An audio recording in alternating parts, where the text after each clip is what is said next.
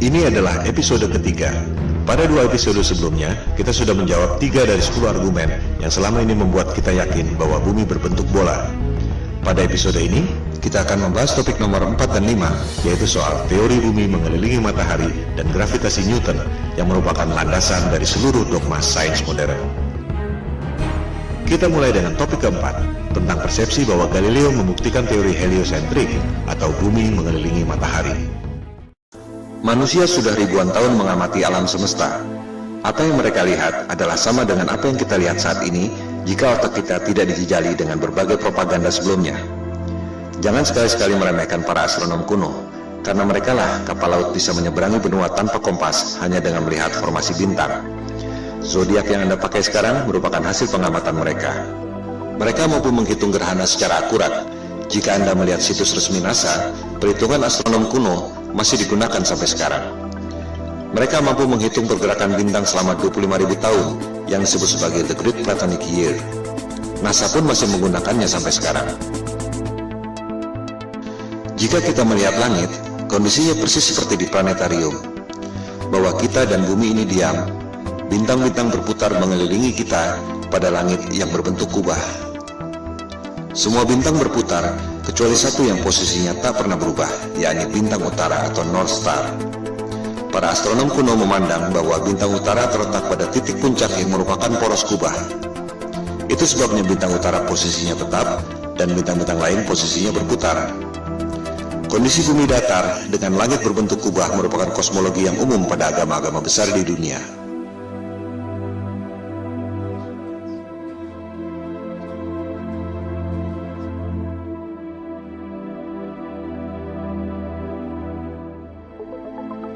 Yang tak banyak diketahui orang adalah peta standar dunia sebelum berdirinya NASA tahun 1958 adalah peta bumi datar. Silakan Anda buka situs Boston Public Library.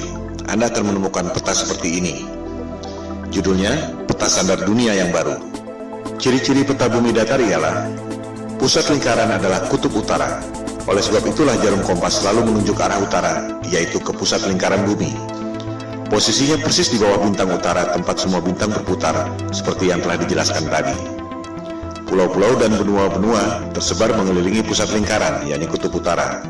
Sehingga, jika kita terbang dari barat ke timur, akan kembali ke tempat semula di barat, sesuai arah jarum kompas yang selalu menunjuk arah utara, yakni pusat lingkaran bumi. Bagian terluar adalah Antartika, tembok es yang mengelilingi bumi. Jika peta itu di zoom, tulisannya adalah lingkaran Antartika. Tak ada kutub selatan pada peta bumi datar. Antartika bukan benua, melainkan tembok es yang mengelilingi bumi. Boston Public Library itu masih menyimpan arsip peta-peta bumi datar yang merupakan peta standar dunia sebelum NASA didirikan tahun 1958. Antartika bukan benua. Jika di zoom, tulisannya Impassable Ice atau tembok es yang tak dapat dilewati. Kita akan membahas soal tembok es Antartika ini pada episode berikutnya. Juga akan dibahas bagaimana USGS, United States of Geological Survey, lembaga paling kredibel di bidang geologi dan ilmu bumi, membuat peta bumi bola berdasarkan peta bumi datar. Anda bisa cek sendiri di situs USGS.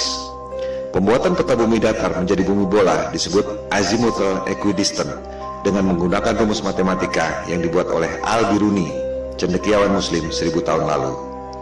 USGS menerangkan bahwa peta bumi datar merupakan dasar yang akurat untuk membuat peta atlas nasional Amerika Serikat untuk mengukur jarak penerbangan dan menentukan arah antena.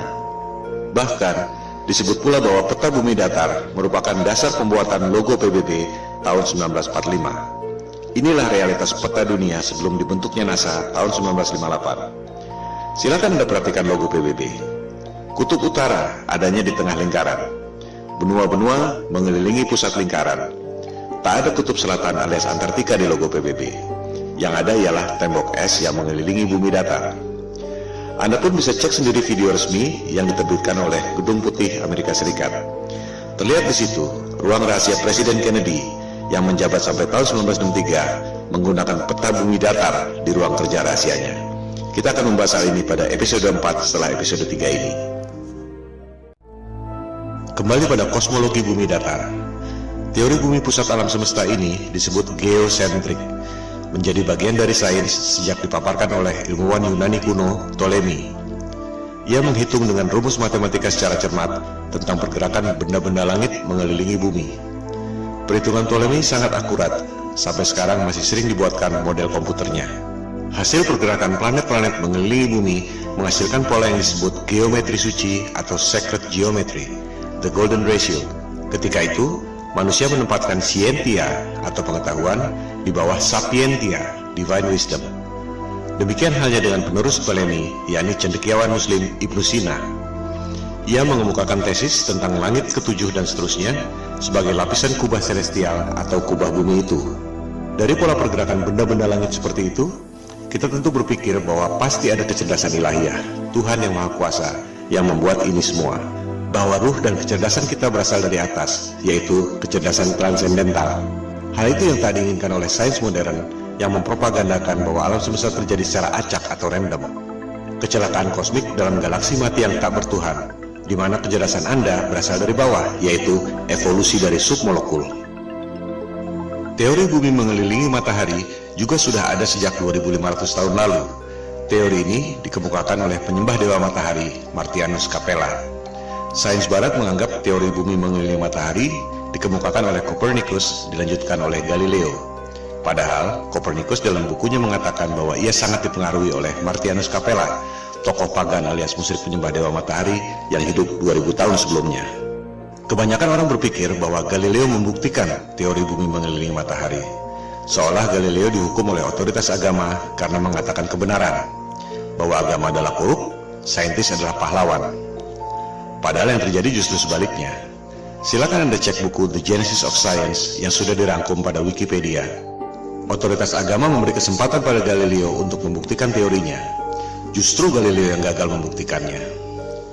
Pembuktian saintifik yang gagal dilakukan oleh Galileo ini disebut stellar parallax, yang masih dilakukan orang sampai sekarang. Sederhananya seperti ini. Jika Anda berdiri di posisi A, melihat pucuk pohon C, akan terlihat bahwa pucuk pohon C itu seolah berada di depan tebing X. Jika Anda berdiri di posisi B, melihat pucuk pohon yang sama, akan terlihat bahwa pucuk pohon C itu seolah berada di depan tebing Y. Padahal sebenarnya pohon dan tebingnya tidak berubah. Yang berubah adalah posisi dan sudut pandang Anda. Analogi sederhana itu diterapkan pada sudut pandang kita lewat teleskop, jika betul bumi berputar mengelilingi matahari dalam 12 bulan.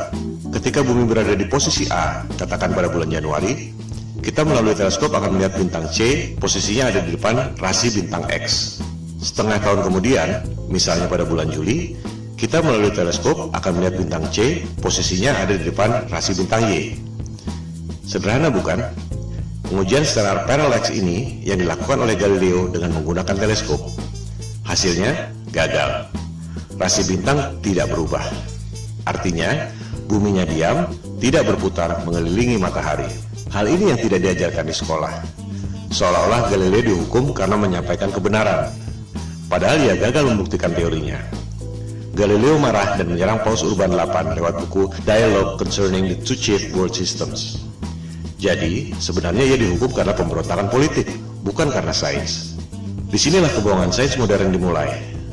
Teori bumi mengelilingi matahari diajarkan di sekolah-sekolah Eropa sejak abad ke-16, meski sebenarnya belum terbukti.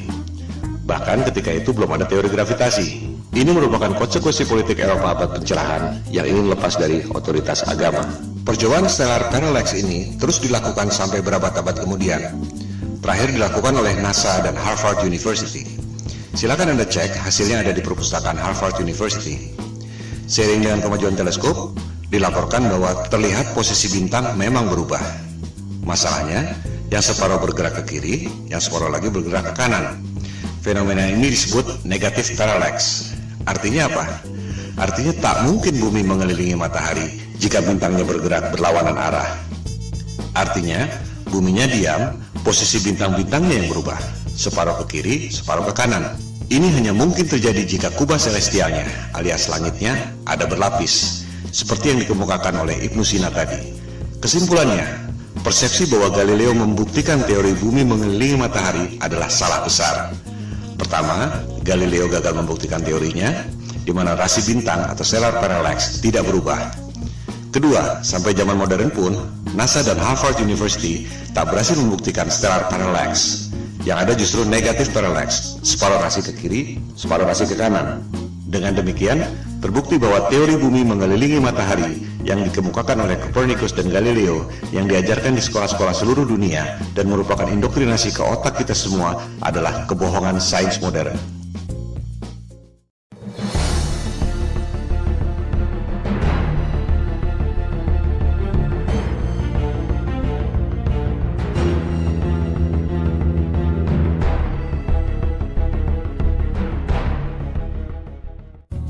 Teori gravitasi adalah fondasi utama yang merasionalkan teori bumi bola mengelilingi matahari.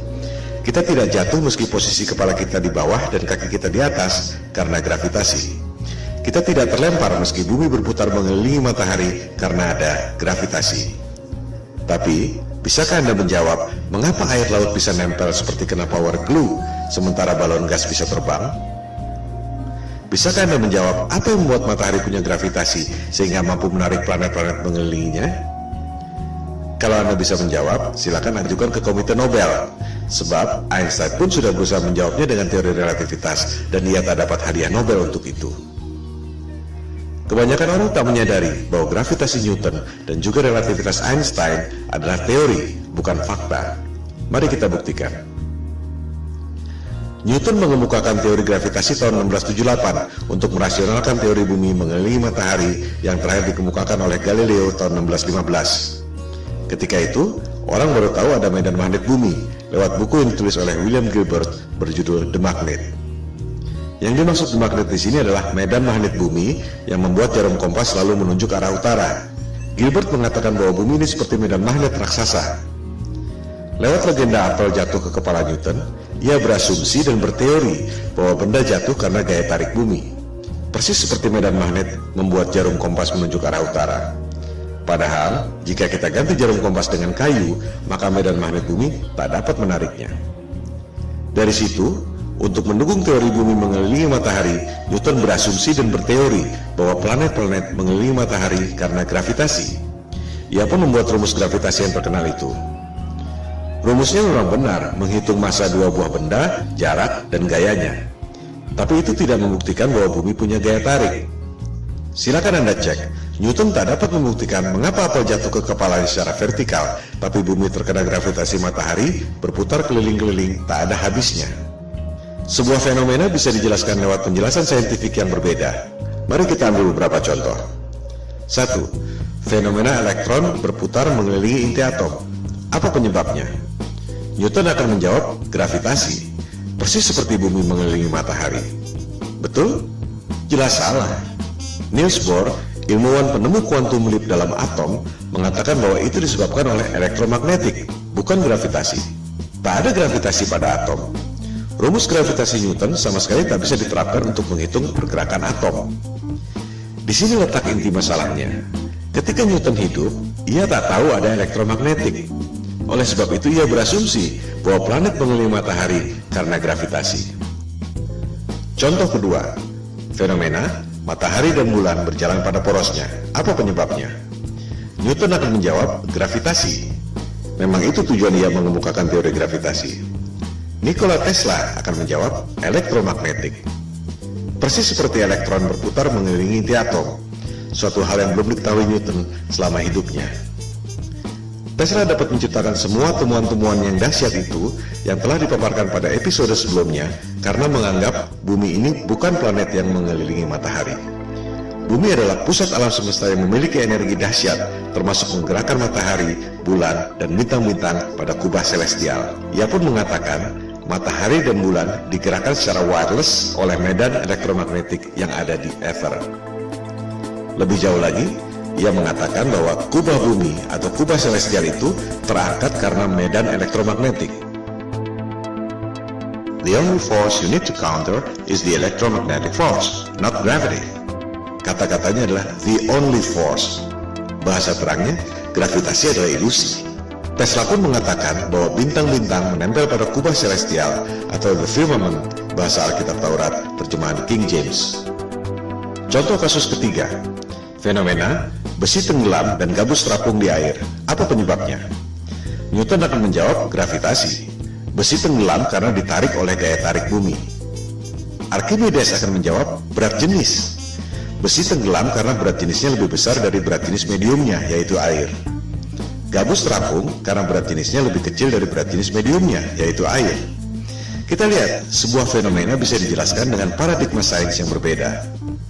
Contoh kasus keempat, fenomena balon helium terbang di udara. Newton dengan paradigma gravitasinya mungkin terpaksa menjawab anti-gravity. Archimedes akan menjawab dengan hal yang sama, berat jenis. Balon helium terbang karena berat jenisnya lebih kecil dari berat jenis mediumnya, yaitu udara. As simple as that. Coba kita simak baik-baik foto ini. Air laut bisa nempel tanpa ada setetes pun yang tumpah. Sementara, kalau kita goyangkan gelas ke atas, air pasti muncrat ke atas sebelum jatuh ke bawah. Padahal, tenaga kita tidak sebesar tenaga samudra. Karena sudah diindoktrinasi sejak kecil dan menganggap bumi bola adalah fakta, kebanyakan orang akan mengatakan bahwa air laut tidak tumpah dan kita tidak merasa bahwa kaki kita ada di atas karena ada atmosfer yang terkena gravitasi. Contohnya adalah gambar ini. Betul? Salah. Itu adalah gambar imajiner tentang medan magnet bumi. Banyak orang mengira gravitasi adalah medan magnet bumi, padahal bukan. Seperti dilihat pada gambar itu, ada jarum kompasnya. Artinya, itu adalah medan magnet bumi yang membuat kompas menunjuk arah utara, bukan gravitasi yang mampu menarik orang ataupun gajah. Gambar tentang gravitasi adalah seperti ini. Di situ tulisannya, gravitasi membuat semua yang ada di bumi ini stabil. Apakah itu gambar ilmiah? Jelas bukan. Kita juga bisa membuat gambar bumi berbentuk kotak, atau bisa juga kita bikin bumi berbentuk trapesium dengan klaim yang sama. Itu semua adalah gambar imajiner. Coba kita perhatikan gambar ilustrasi gravitasi bumi itu. Apa yang janggal? Kita bandingkan dengan gambar medan magnetik bumi sebelumnya. Di gambar kanan itu, kita lihat ada kutub positif, ada kutub negatif. Ada gaya tarik dan ada gaya tolak. Sama seperti gambar besi magnet. Ada gaya tarik, ada gaya tolak. Ini adalah hukum kekekalan energi. Energi tak dapat diciptakan dan tak dapat dimusnahkan. Hanya bisa berubah bentuk. Contohnya, orang niup balon. Jika balonnya mengembang, pasti paru-paru yang niup itu mengempis. Tak mungkin ada balon mengembang terus jika tak ada energi lain yang mengempis. Inilah hukum kekekalan energi. Nah, itu teori gravitasi, ada gaya tarik bumi, tapi tak ada gaya tolak. Di mana logikanya? Ini bertentangan dengan hukum kekekalan energi. Sekali lagi, gambar-gambar pendidikan yang canggih-canggih itu adalah gambar imajiner. Tergantung asumsi orang yang membuatnya, bukan berarti bahwa itu fakta. Newton tak dapat menjelaskan mengapa bumi bisa punya gaya tarik. Yang bisa menjawab itu adalah Einstein tahun 1905. Dia bilang, gravitasi terjadi karena massa yang besar seperti bulan, bumi, matahari membuat ruang dan waktu melengkung. Wow, sungguh ide yang brilian yang tak terpikirkan dalam imajinasi saintis manapun di dunia. Itu yang membuat Einstein seorang jenius yang lain dari yang lain. Sebuah teori yang sangat indah. Pertanyaannya, apakah teori itu betul? Itu cuma teori yang ada dalam tulisan dan gambar, tak pernah ada di alam nyata. Contohnya ini, orang mencoba menjelaskan teori relativitas Einstein, bagaimana ruang dan waktu melengkung, menciptakan gravitasi yang membuat planet-planet mengelilingi matahari.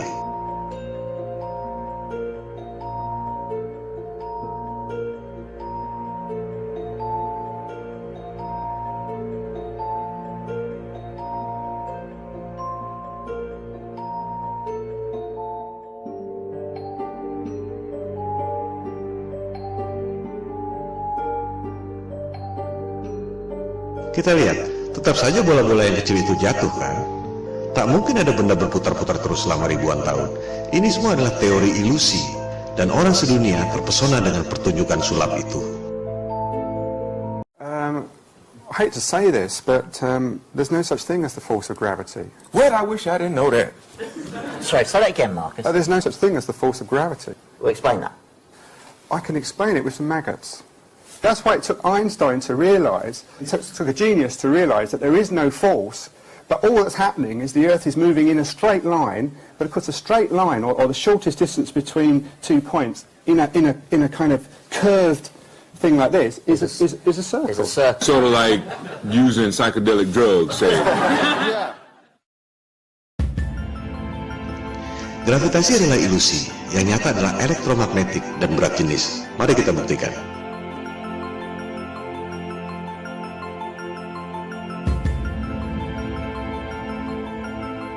Jadi, betul kata Tesla. Satu-satunya gaya yang harus kita hadapi adalah elektromagnetik, bukan gravitasi. Elektromagnetik bisa kita buktikan lewat benda-benda nyata, bukan cuma gambar-gambar konsep imajiner seperti gravitasi. Huge alternating electric current. On top is a 1 kilogram aluminium plate. So we hear this noise. What's that noise? It's the vibration of the plate because it's vibrating at 2 times the frequency of this one.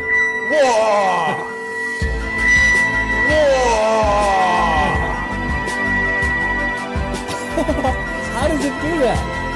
To find out, I've come to the place where it all started, the Royal Institution in London. Ini semua bermula dari abad pencerahan Eropa, di mana kelompok Freemason atau penyembah iblis yang kebanyakan adalah para intelektual, raja-raja, bangsawan, dan aristokrat ingin menggantikan peran agama dan ketuhanan untuk menguasai umat manusia di dunia. Mereka tidak melakukannya dengan tentara seperti Genghis Khan atau Alexander yang Agung. Kaum Freemason melakukannya lewat intelektual, propaganda, dan mind control. Bermula dari teori bumi mengelilingi matahari. Supaya kelihatan masuk akal, dibuatlah teori gravitasi.